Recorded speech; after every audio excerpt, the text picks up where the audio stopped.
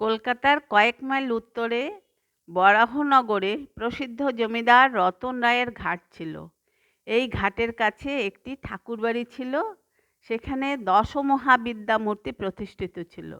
ঠাকুর মাঝে মাঝেই এই দশমহাবিদ্যা মূর্তি দেখতে আসতেন। একবার ঠাকুর মথুরবাবুর সঙ্গে একসময় ওই মন্দিরে আসেন এবং মন্দিরের অভাব দেখে মন্দিরের ভোগের জন্য 2 মণ চাল ও 2টি টাকার বন্দোবস্ত করে দেন মথুরবাবুকে দিয়ে। ওইখানকার জমিদার ছিল জয়নারায়ণ বন্দ্যোপাধ্যায়। তার সাথে ঠাকুরের পরিচয় ছিল। একদিন কথা প্রসঙ্গে ওই জমিদার রানী রাসমণির কালীবাড়ির কথা তোলেন এবং ঠাকুরকে জিজ্ঞাসা করেন যে ওখানকার গোবিন্দজি কি ভাঙা? ঠাকুর উত্তরে বলেন, তোমার কি বুদ্ধি গো, অখণ্ড মণ্ডলার যিনি তিনি কি কখনো ভাঙা হন? জমিদার জয়নারায়ণ বাবুও ঠাকুরের ইঙ্গিত বুঝতে পেরে চুপ হয়ে যান। ঠাকুর যখন পুজো করতেন যেই দেখতেন মুগ্ধ হয়ে যেতেন। আর ঠাকুরের প্রাণের উচ্ছ্বাসে মধুর কণ্ঠে গান, যে গান শুনতো সে কখনো ভুলতেই পারত না। তাছাড়া ঠাকুর যখন পুজো করতেন তখন এমন তন্ময় হয়ে যেতেন যে পূজার সময় কেউ আসলে বা কাছে দাঁড়িয়ে কথা বললে তিনি কিছুই শুনতে পেতেন না। পুজোর সময় ঠাকুরের তেজপুঞ্জিত শরীর ও তন্মনস্ক ভাব দেখে অন্য ব্রাহ্মণরা বলা বলি করতেন যে সাক্ষাৎ ঈশ্বর এসে যেন নরশরীর ধারণ করে পুজো করতে বসেছেন। রামকুমারকে জিজ্ঞাসা করে মথুরবাবু ঠাকুরকে প্রথমে বেশধারীর পদ ও পরে পূজারীর পদে নিযুক্ত করেন। রামকুমারের ঠাকুরকে প্রথমে চণ্ডীপাঠ এবং পরে কালী মায়ের আরও পরে অন্যান্য দেবদেবীর পুজো শেখান। ঠাকুরও শীঘ্রই সব কিছু শিখে নেন। দক্ষিণেশ্বরে রানী রাসমণির দেবালয়ে শ্রীযুক্ত কেনারাম ভট্টাচার্য নামে একজন প্রবীণ শক্তি সাধক মাঝে মাঝে আসতেন। রামকুমারের সঙ্গে তার পূর্ব পরিচয় ছিল। ঠাকুর ওনার কাছে দীক্ষা নেন। শোনা যায় দীক্ষার পরই ঠাকুর ভাবাবেশে সমাধিস্থ হন এবং শ্রীযুক্ত কেনারাম তার অসাধারণ ভক্তি দেখে মুগ্ধ হয়ে আশীর্বাদ করেন। রাম ঠাকুরের শরীর এই সময় থেকে একটু একটু অসুস্থ হয়, তাই সেই সময় থেকে ঠাকুর কালী ঘরের পূজারী হন এবং হৃদয় রাধা গোবিন্দজির পুজো করতে থাকেন।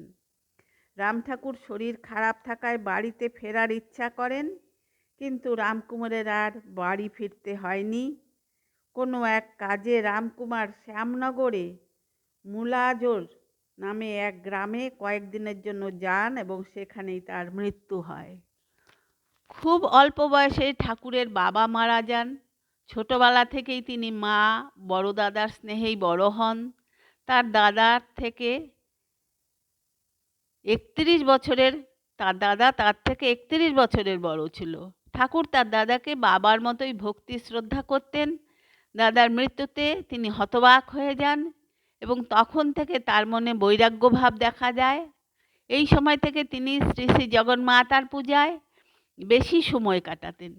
শ্রী শ্রী জগন্মাতাকে রামপ্রসাদ ও কমলাকান্তের লেখা গান শোনাতে শোনাতে প্রেমে বিহ্বল ও আত্মহারা হয়ে যেতেন। রাতে মন্দির বন্ধ হয়ে গেলে তিনি একাই পঞ্চবটির পাশে জঙ্গলের মধ্যে ঢুকে জগন্মাতার ধ্যান করতেন। হৃদয় বুঝতে পারে যে ঠাকুর বিছানায় না ঘুমিয়ে রাতে পঞ্চবটিতে চলে যান। ঠাকুরের শরীরের কথা ভেবে হৃদয় খুব চিন্তিত হন। তখন পঞ্চবটিতে নিচু জমি, গর্ত ও জঙ্গলে ভর্তি ছিল। একটি আমলকি গাছ সেখানে ছিল। একে কবরডাঙ্গা, তার উপরে জঙ্গল, এজন্য দিনের বেলাতেও ওদিকটায় কেউই যেত না। হৃদয়ের কাছ থেকে জানা যায় যে রাতে ঠাকুর ওই আমলকি গাছের নিচে বসে ধ্যান করতেন। একদিন হৃদয় ঠাকুরকে জঙ্গলে যেতে দেখে পেছনে পেছনে নিজেও গেলেন, কিন্তু এত বেশি জঙ্গলে না ঢুকে তাকে ভয় দেখানোর জন্য দূর থেকে ঢিল ছুঁড়তে থাকলেন। কিন্তু ঠাকুর তাতেও ফিরলেন না দেখে নিজে একাই ঘরে চলে এলেন। পরদিন হৃদয় জিজ্ঞাসা করলেন, জঙ্গলের ভেতর রাতে গিয়ে তুমি কি করো বলো দেখি? ঠাকুর বলেন আমলকি তলায় বসে ধ্যান করি। একদিন ঠাকুর গাছতলায় যাওয়ার কিছুক্ষণ পর হৃদয় নিঃশব্দে জঙ্গলে গিয়ে দূরের থেকে দেখলেন ঠাকুর নিজের পরনের জামা কাপড় পইতে খুলে রেখে ধ্যান করছেন।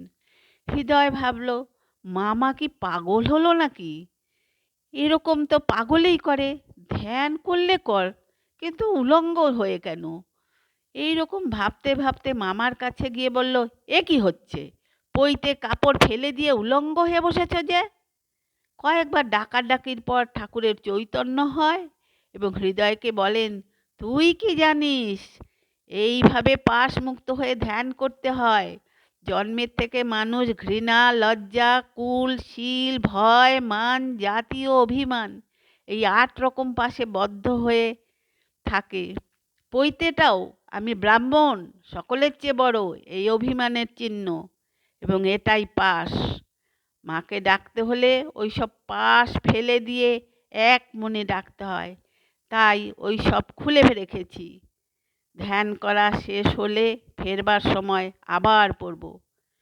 সাধারণ মানুষের কাছে সোনা বহুমূল্য। তাই শুনে ঠাকুর এক হাতে সোনার টাকা, এক হাতে পাথর মাটি নিয়ে বারবার বলছেন, টাকা মাটি, মাটি টাকা, এবং সেগুলো গঙ্গার জলে ফেলে দিয়েছেন।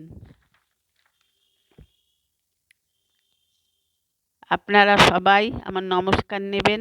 সবাই ভালো থাকবেন, সুস্থ থাকবেন। আমি একজন সত্তরোর্ধ্ব প্রবীণা। ঠাকুর, মা, স্বামীজির বই পড়তে খুব ভালোবাসি। সেই ভালো লাগাটা আপনাদের সকলের সাথে ভাগ করে নেওয়াতেই আমার আনন্দ। আপনারাও যদি লাইক ও সাবস্ক্রাইব করে আমাকে উৎসাহিত করেন, তাহলে আমার পরবর্তী কাজের জন্য অনুপ্রাণিত হব। ধন্যবাদ।